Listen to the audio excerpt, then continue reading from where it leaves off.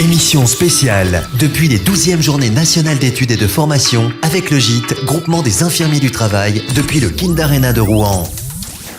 De retour au Kindarena de Rouen, nous sommes dans le salon Anctil pour les 12e journées nationales d'études, de formation sur ce vaste et riche thème de la santé au travail. Notre invitée est Madame Nadine Roche, qui est donc la présidente du GIT, un groupement donc, on va dire d'intérêt public et d'intérêt général, mais presque. Bah, presque, hein. Tout à fait. Groupement donc des infirmiers et infirmières de santé au travail, le GIT, rappelons-le, qui célèbre donc cette année son 30e anniversaire avec à mes côtés Anne-Marie Moretti pour poser donc des questions sur justement ce groupement. À quoi ça sert? Comment ça marche, Madame la Présidente, ce GIT? Bonjour. Bonjour. Bonjour à tous, bonjour aux auditeurs. Effectivement, alors le groupement des infirmiers de santé au travail est un groupement qui permet aux infirmiers de se fédérer, de se rencontrer, d'échanger des idées et surtout de rompre l'isolement que certains infirmiers avaient dans les entreprises seuls. Et nous sommes là pour les représenter auprès des institutions, de tous les partenaires avec lesquels nous travaillons, avec la Directe, avec l'IGAS, avec la DGT. Voilà, nous sommes vraiment le porte-parole pour notre profession, et surtout dans ces derniers temps. Comment ça se passait avant vous?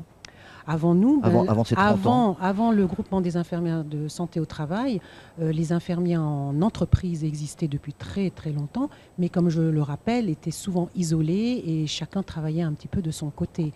Cette association a permis effectivement de nous rassembler et de nous soutenir les uns les autres pour promouvoir notre profession. Alors si je comprends bien, finalement, le GIT fait à la fois de la prévention de la santé au travail pour l'ensemble des salariés, mais aussi pour lui-même, c'est-à-dire pour les infirmiers et infirmières qui le constituent. Tout à fait. D'une certaine manière, en évitant l'isolement dans la pratique, ce qui est quelque chose de fondamental et qui est un facteur de risque important. Comme nous l'avons mentionné déjà en introduction, les risques aujourd'hui en entreprise ont beaucoup changé, ont beaucoup évolué. Certains risques ont disparu, d'autres risques sont venus, notamment les risques psychosociaux. Et la profession infirmier n'est pas épargnée par ces nouveaux risques. Et justement, dans les nouvelles organisations, dans les entreprises, le métier d'infirmier a beaucoup évolué. On demande souvent aux infirmiers de dépasser un peu le cadre de leur rôle propre. Et c'est là où le groupement des infirmières de santé au travail, le GIT, doit être très attentif pour éviter que les infirmiers ne sortent du cadre de leur propre rôle et de leur mission. Oui, pour se préserver également. Tout à fait. Vous disiez en introduction sur votre édito qu'il y avait trop peut-être de charges administratives dans votre profession générale? Exactement. Aujourd'hui, comme je le répète, les organisations dans les entreprises changent énormément. Il y a une évolution énorme. On fait beaucoup appel à ces nouvelles technologies, l'information, technologie de communication. Donc, il faut dire les choses comme elles sont. On réduit énormément les effectifs et c'est aussi des impacts qui vont se faire sur les infirmiers qui exercent en entreprise ou même dans tous les lieux où exercent les infirmiers.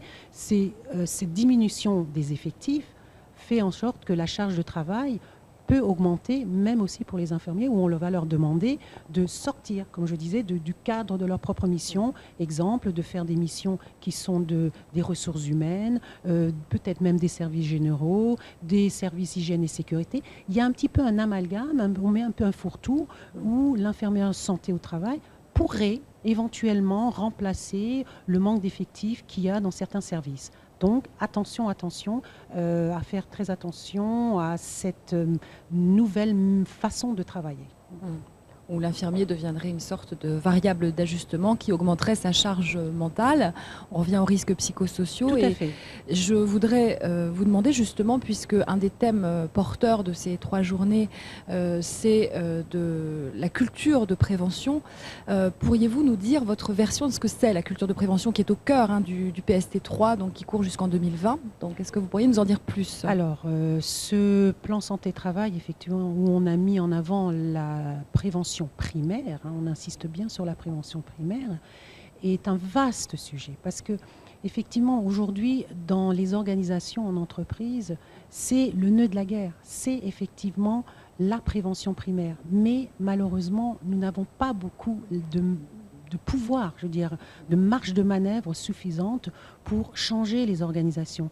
Aujourd'hui, nous savons que beaucoup d'entreprises sont des entreprises internationales dont les sièges sociaux se situent souvent dans des pays qui n'ont pas les mêmes codes de travail que nous, qui n'ont pas les mêmes cultures sociales que nous avons en France. Donc, c'est souvent très, très difficile de parler de prévention primaire et de mettre des actions, parce que là, on s'attaque à l'organisation elle-même. Et comment fait-on pour changer une organisation? C'est très compliqué quand la stratégie vient d'un autre pays, voire des États-Unis, où vraiment nous n'avons absolument pas la même manière et la même conception du droit du travail. Donc, quelque part, je trouve ce plan santé-travail très intéressant, mais en même temps, je me dis, on s'attaque à quelque chose où la marge de manœuvre est quand même très réduite, la prévention primaire. Et malheureusement, nous, infirmiers santé au travail, on peut agir souvent que sur la prévention, secondaire, voire tertiaire. Donc voilà, aujourd'hui c'est un peu plus compliqué qu'on ne le pense. Justement, au niveau de l'international, on est comment? Nous, on est un exemple par rapport à d'autres pays? Mais bien sûr, on est un bel exemple en France. On a toujours mis en avant la prévention d'un niveau collectif. Alors, effectivement, il faut faire très très attention avec les nouvelles mesures, avec les nouvelles réglementations, le Code du travail qui est en train d'être modifié, de faire bien attention de ne pas perdre ces acquis que nous avons et cette manière de penser culturelle, philosophique sur la protection sociale et la façon dont on parle. On va sur de l'individuel, mais toujours dans un but de faire quelque chose de collectif. Et il ne faut pas perdre ça. Ça, c'est très important parce que c'est quand même une marque très française. Une petite question formation avant de repasser la parole à Anne-Marie. La différence basique entre l'infirmière du milieu hospitalier classique et celle qui rentre dans le milieu du travail, au départ, ce sont les mêmes cursus. Ensuite, ça bifurque et ça change à quel moment? Alors, nous avons effectivement un socle commun. Ce sont donc le cursus. Nous avons un socle commun. Nous avons notre diplôme d'État. Et ensuite, effectivement, il y a pas tout à fait le même parcours que par exemple pour nos consoeurs qui ont tout de suite pu faire des spécialités reconnues comme anesthésiste, IBOD. Nous, en santé au travail, comme on l'a bien expliqué au début de notre introduction ce matin, nous avons donc œuvré pour mettre en place d'abord un diplôme universitaire. Nous sommes allés jusqu'à la licence et aujourd'hui, nous développons des masters, notamment le master de Paris 13 avec un cursus très spécifique pour les infirmiers santé au travail.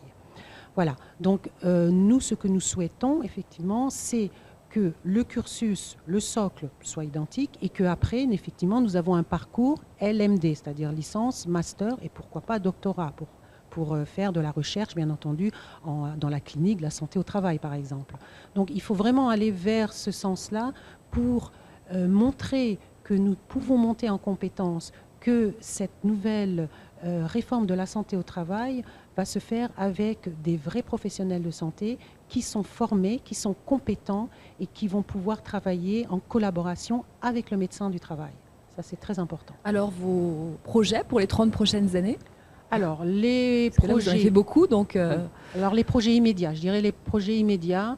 Vous avez vu, nous avons un nouveau gouvernement. Donc, moi, je souhaite effectivement qu'on prenne tout de suite rendez-vous avec nos deux ministères, parce que pour moi, c'est très important, non seulement le ministère du Travail dont on dépend, mais on parle de santé au travail. Donc, je pense qu'il y a aussi le ministère de la Santé. Nous souhaitons, bien sûr, être rapidement reçus par ces deux ministres pour savoir un petit peu que pensent-ils vraiment de la santé au travail, vers quoi veulent-ils aller.